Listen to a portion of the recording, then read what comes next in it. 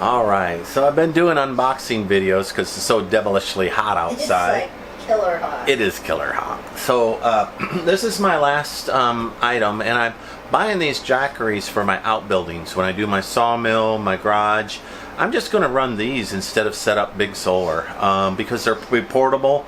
And they can even, some of these can even run a small welder, which I'll be getting if I ever get out of a drought. So let's unbox this and take a look. Now I got it on Amazon Prime, $1,000 off. So I paid about $1,000 for it. $1,200 goes through my mind. $12.99. $12.99 goes through my mind. It's normally $2,200. So, but this is super cheap considering it has all of the components of solar that you need to run. So it is a solar generator. I don't know if panels are in it. Leah says the pictures show them, yes, but I'm not sure that it's not an optional thing. Again, I just saw that it was a lot off and I knew that I could use it.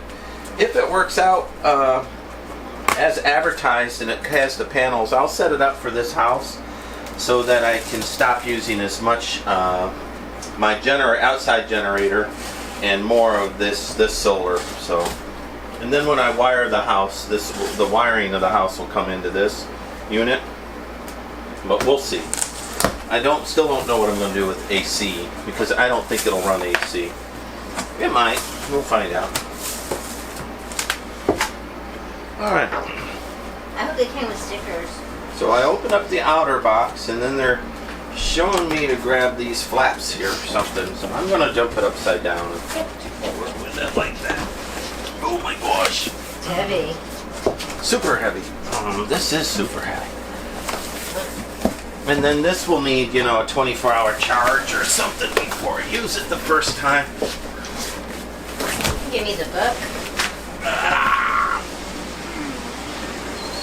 Wow.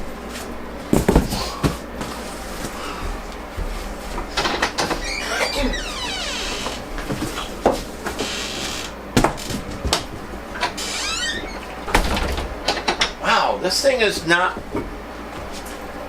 easy to move around. It's heavy. Real heavy. I don't know, 50 pounds maybe? 60 pounds? As much as a small child. At least as much as a small child. Alright, push the flaps in. Turn it around.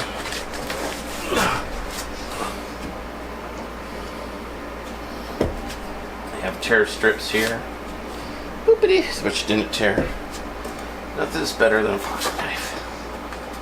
Nothing's better than a pocket knife.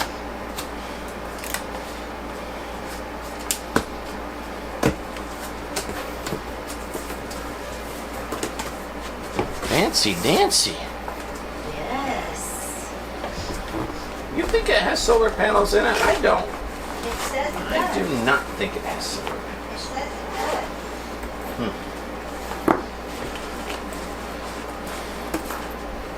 So it has and I like the color, 110 volt and DC charger in here. But I did not see solar panel cables, but they could be attached to the solar panel. My Vanna White off screen, we'll take a look at the bag. And instructions? Yeah. Ooh. Look, it even has an app so I could monitor how much solar I have while I'm gone. I like the bag. Wow. This is so cool.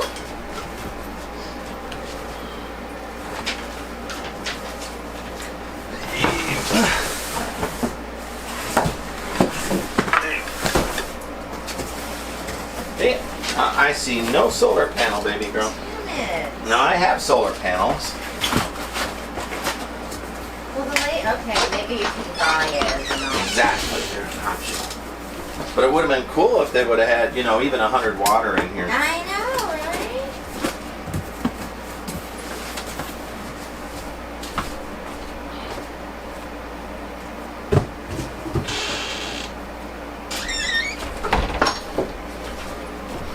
right? Alright. It looks like they're stackable, like it can stack several of these together and get you up to a super high level. Nice. It is nice. There's a rolly cart, you need that. Oh, looky! It's got 110. I can run my AC. my AC. Or 220, maybe. I don't know. We'll look at that. I won't say what it is. Oh, you know what? That's for a charger for a car, like a Tesla. That's an input for a Tesla. All right. So they do tell you how to install it to the solar panel. Well, you know, what's the maximum wattage? The big panels I have out there are 400 watts each. Okay, So if I put a 400 watter on the roof, will that be enough? panel. Oh, so I have to look up what their brand is and how much it is. All right, so it did come in with a 30% charge on the battery. I've had it about, well, when was Amazon Prime? A month ago? Half a month? July 17th. So about a month ago. So it's been sitting in the hot container. I just turned on the power 30%. Leah says that I can hook solar up to it, but I'll have to take a look at it. I don't see where the solar inputs are right now. They are. Oh, they're in the back, aren't they? Yeah, they're right here. There's a diagram. Wow. They'll go into the. Right here, yeah, the DC inputs. All right, well, very good. Well, I'll get all that set up here in a little while and get power going into this thing. So that's a pretty simple unboxing. It was what it was, but heavy. I mean, simple but heavy. But there you got all your plugs, and that's for charging it from like a Tesla car charger, so you could charge in, or maybe I could charge out. I don't know, but that's for a car. There's your cigarette lighter, and then your DCs. Boopity. All right, well, wonderful, good. Hey everybody, it's Steve, 1,000 Year Home. So this is a third part of my little series to raise the quality of my life. So the temperature here has reached dangerous levels. So I'm resigned to just working early in the morning, late at night. So I can't video sometimes because I'm in the dark. Let me show you how hot this is. I'll show you against the side of the shipping container. How about that? 120, 119. Now that's not too bad. So the soil temperature is running way up in the high 140s. So anyway, I'm going to go ahead and raise the quality of my life. What I'm going to do right now is I'm going to take a knee on the construction part because it's just too hot. And instead I'm going to work on my solar, my portable solar that'll ultimately run my garages and outbuildings. So I have a couple of Jackeries. I have some solar panels. I've had a storm come through and damage some of my stuff. So I'm going to go ahead and reset that all up, get it hooked up to my inside of my container here, start working on some of the more permanent electric while I have AC running in there. It's comfortable in there. I'm running 72, 73. It's the only way I could survive. But it'd be nice to run that on solar so it doesn't cost me a dime. So anyway, let me go ahead with my part 3 of raising the quality of my life off grid and take a look at this big Jackery I bought. All right, I've been a Jackery owner for, well, I owned a little one that I used in the garage for 2-3 years, but I bought a bigger one that I used to run the shipping container while I'm gone. Because the trucks are the primary power system. But let's take a look here. We're gone all day, and in addition, most of last night. Rotate. So this Jackery unit here, it's a 2000 plus Jackery Explorer. I think I get these at Harbor Freight. They usually have the best deal. But right now it's recharging. See, 1243 watts in. 117 watts out. Okay, so what's on the out right now? Well, what's on the out right now is this refrigerator that I keep at 34. So it's completely packed. So that's on it.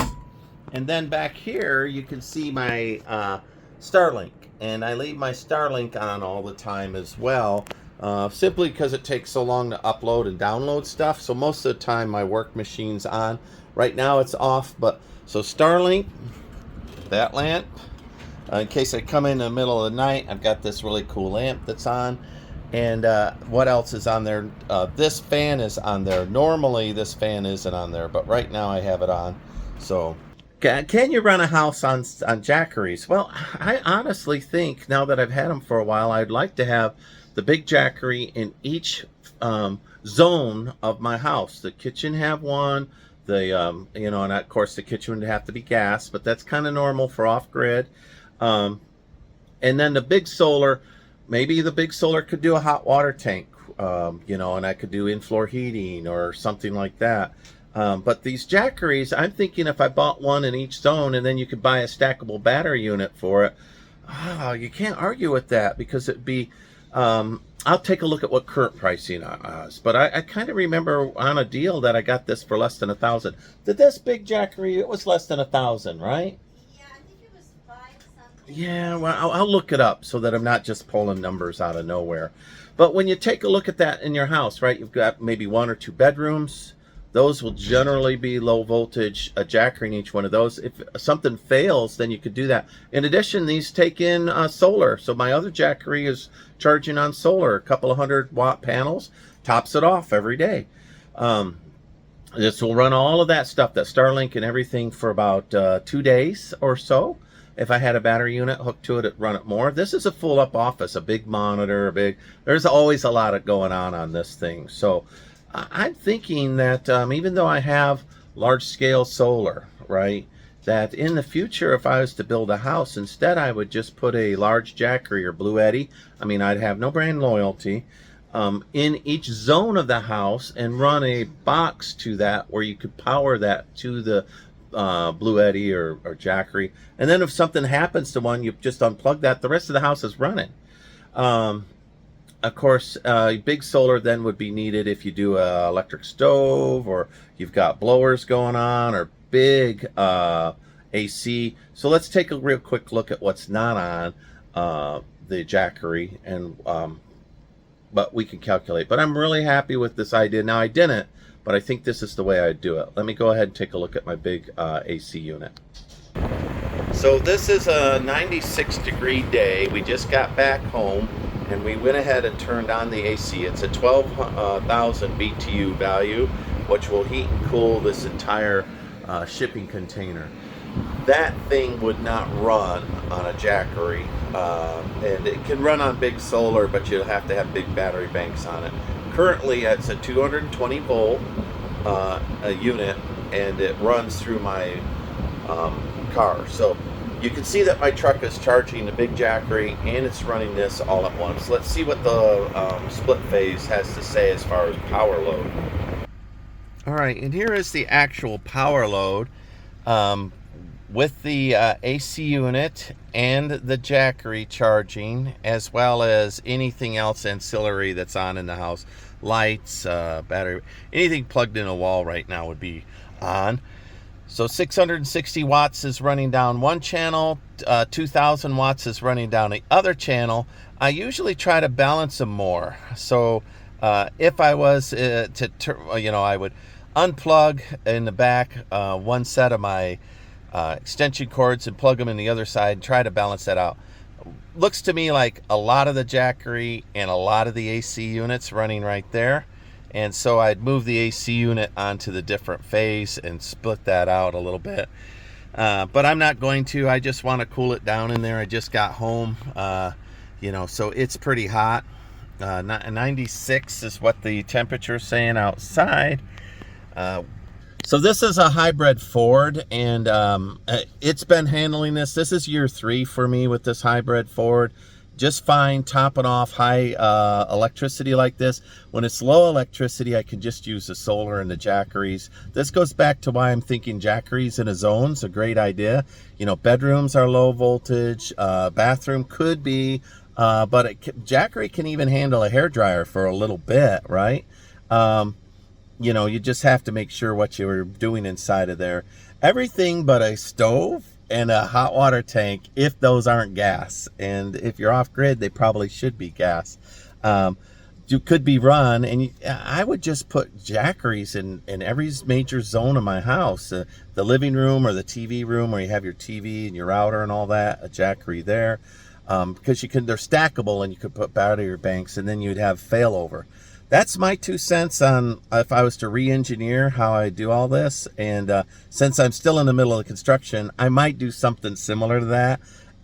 But thumbs up on Jackeries. They're really good. When they go bad, it's the input on them. Keep your receipt. If you're within the time frame, take them back. If not, you'll have to send them in, and they're super expensive to send in. I've had one Jackery get damaged by a storm. Do I blame the Jackery for that? Well, maybe they shouldn't. Maybe it should have built in, right, surge suppression. But it's also unreasonable to expect a consumer grade battery backup unit to handle whatever happened to it. But indeed, it did get whacked during a storm. Anyway, that's my opinion. This is Steve at 1000 Year Homes. Like, subscribe, follow me along. Thank you. Bye.